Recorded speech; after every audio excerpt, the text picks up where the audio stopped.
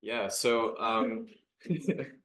I study learning, to be clear. I have come into this by a little bit of happenstance, and I would like to explain how that came to be.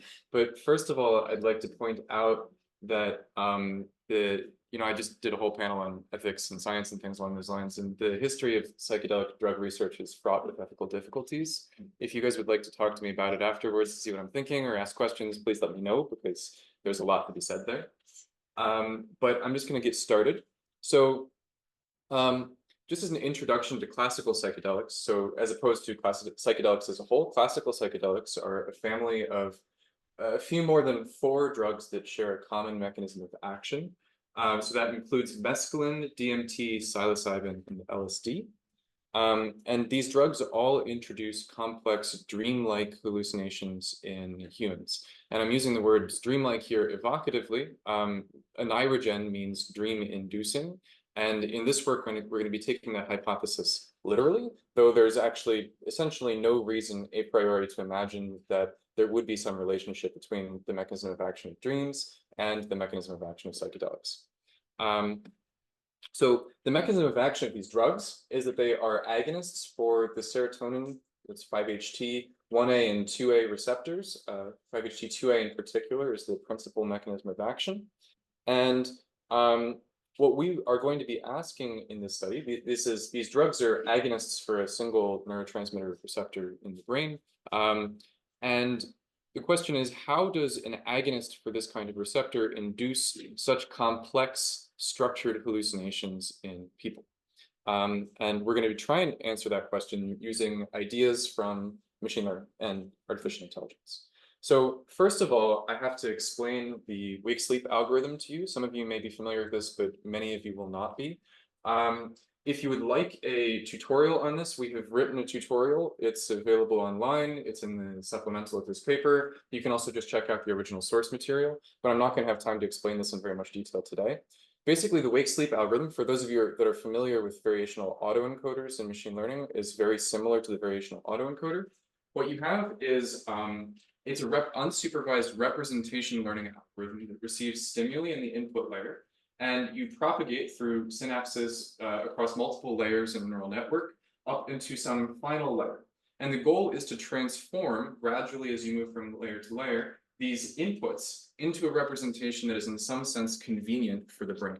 So by convenient here, I mean that it, for instance, allows for a low dimensional representation. So stimuli can be represented with a smaller number of neurons than would be represented in the stimulus layer, or activity that's sparse, so that neurons are not wasting activity by spiking a lot or something along those lines. So you can think of it as trying to transform the distribution of stimuli that you see in the real world into a distribution of activity that's in some sense convenient for the brain.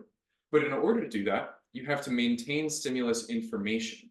So you cannot be discarding information about your stimulus as you perform these transformations. And to do that, we are also including a set of feedback synapses that are essentially trying to predict what is happening at the next layer down in order to enforce that information is not discarded as you move from one layer to the next.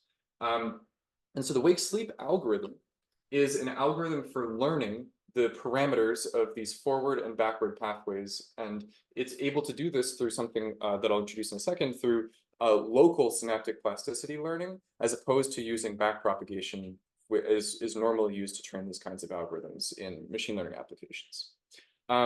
So just as a moment before I get into the details of the algorithm, we are going to be looking at an interesting architectural feature of pyramidal neurons in excitatory pyramidal neurons in the cortex, where pyramidal neurons receive inputs from 2 different sources on their basal dendrites and their apical dendrites. And architecturally in the brain, top-down inputs from higher order cortical areas tend to synapse onto the apical dendrites of the pyramidal neurons, and bottom-up inputs tend to synapse onto the basal dendrites.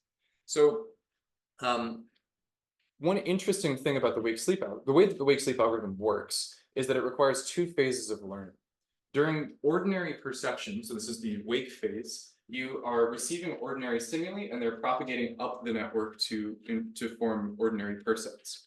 And as you do this, you are learning to predict just locally through a local prediction error minimization between the apical and basal dendrites, what inputs, you want your top-down synapses to predict what's going on at the bottom-up synapses. And during the sleep phase, by contrast, the information flow is in the opposite direction. So you begin by generating activity somewhere in the brain, and that filters down through your prediction synapses to produce percepts that are plausible in the sense that they resemble stimuli that you would receive during ordinary waking, but which are not tied to the actual stimuli in the world. Your eyes are closed, you're asleep, etc. So the idea is that this would correspond to either periods of offline quiescence, where consolidation learning is known to occur and replay phenomena are known to be observed in the cortex, or during periods of brief quiescence after performing a task in which an animal is ruminating or something along these lines.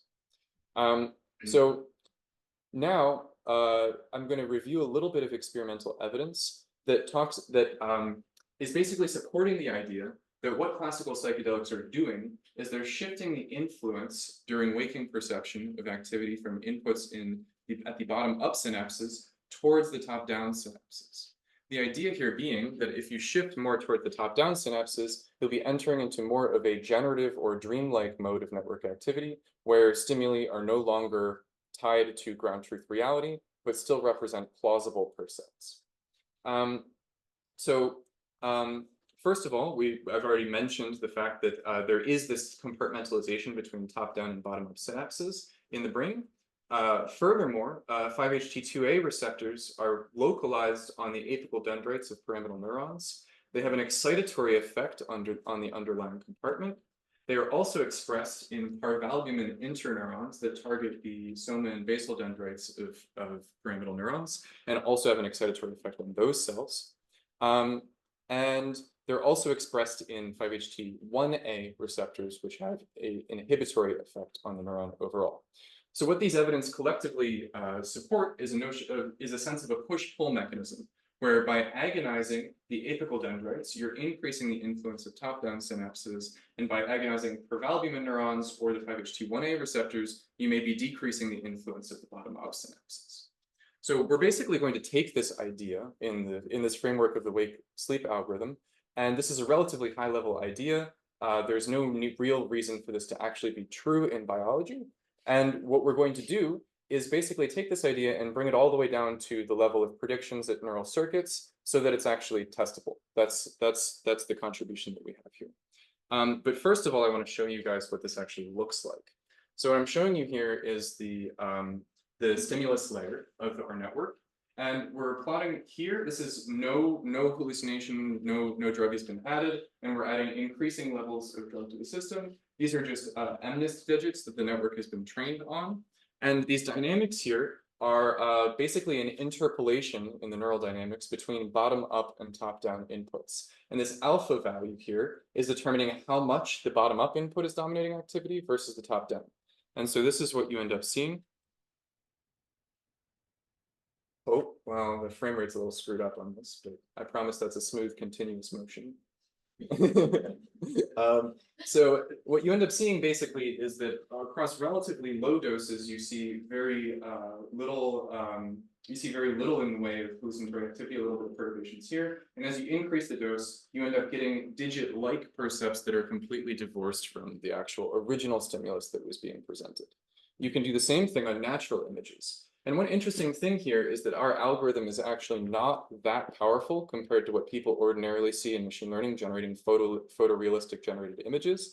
It's actually capturing the pairwise statistics of the inputs that are being fed in, but it's not going to generate realistic percepts. What you're going to see instead is ripple patterns. So what you see here is the emergence of these ripples that are coming across here and a little bit on the earlier frames. And what's interesting about these ripple patterns is that people actually do also observe these at low doses of psychedelic drugs. They see intermixing of textures and things like walls and things with patterned structures will intermix and things along those lines. So while our model is not powerful enough to generate photorealistic images or the highly structured hallucinations that people do observe, it is able to generate the relatively low-level phenomena. And I can talk in a little bit more detail about why this happens if people are interested, why you see these ripples.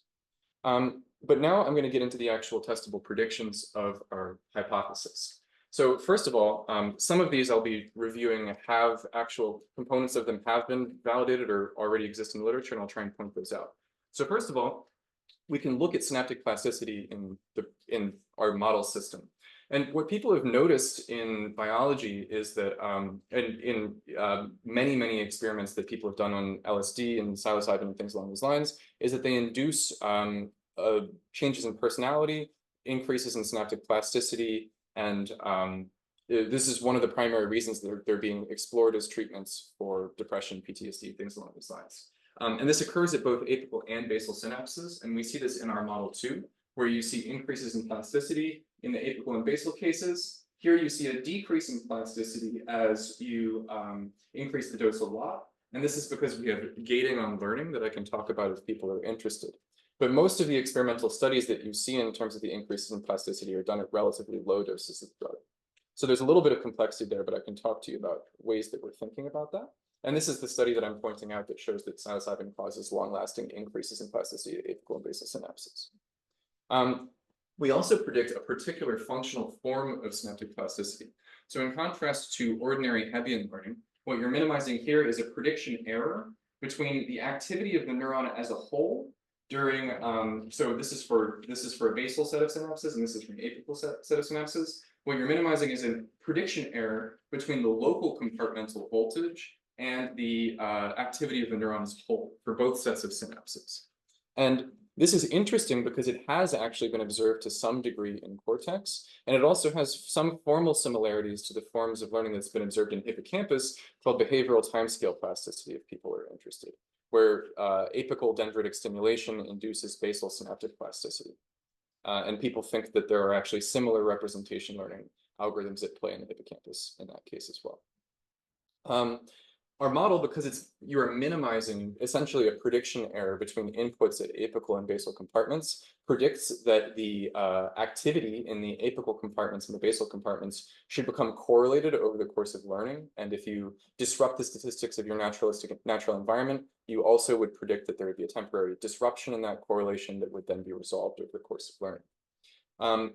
Furthermore, because activity is supposed to never deviate too much from activity as observed during waking perception, there will be many instances in which we do not expect very much change in the actual firing rates of neurons overall. We only see a shift in the influence of apical and basal synapses. And interestingly enough, I've talked to a couple of experimentalists that say that this might be supported, but we'll hear about that later, I think. At the level of a population, as I just said, the individual firing rates of neurons don't change very much, but also the pairwise correlations between neurons should not change very much across stimuli. And this is again because the distribution of neural activity should not change very much as you add more of the model drug. But if you show a particular stimulus or a blank screen to the system, what you see is an increase in variability as you increase your drug dose. And if you remember the videos, it started off as a static video and started moving a lot, which was inducing variability in the neurons in the network. So what you see is an increase in variability across essentially what we're predicting to be every neuron in the network that's affected by the drug. And this has interesting relationships to the entropic brain hypothesis, if people are familiar with that. This is done in fMRI studies. So it's not talking about single neurons, but they do see increases in network disorder and increases in variability when patients are given psychedelic drugs. So I guess our prediction in this case is that this should also bear out in cases of individual neurons. Furthermore, because we see an increase in top-down input being fed into the network as we increase our drug dose, we should expect that if we do an inhibition of the apical dendritic compartment selectively as opposed to the basal dendritic compartment, we should see a larger reduction in neural activity as we increase the drug dose. That's a bit of a mouthful, sorry about that. But basically the idea is that if we inhibit the apical dendritic compartments of neurons, we would expect that under the influence of psychedelics, that greater amount of top-down input is no longer present, and it will cease to drive the activity of the neurons, which should reduce neural variability. And the same thing should happen if you inhibit a downstream neural network that is, like, for instance, V2. If you inhibit V2, you would expect a similar reduction in activity in V1 as you increase your drug dose.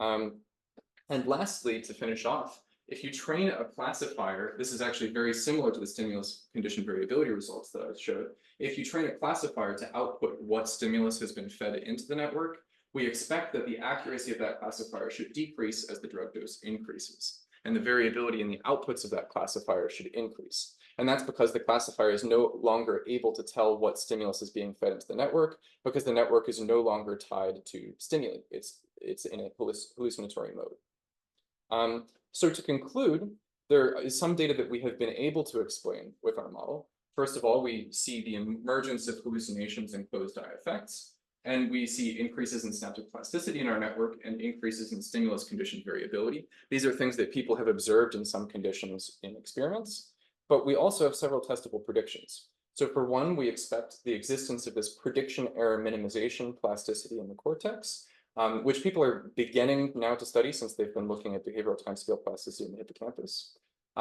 We expect the apical and basal dendrites of these neurons to become aligned throughout time.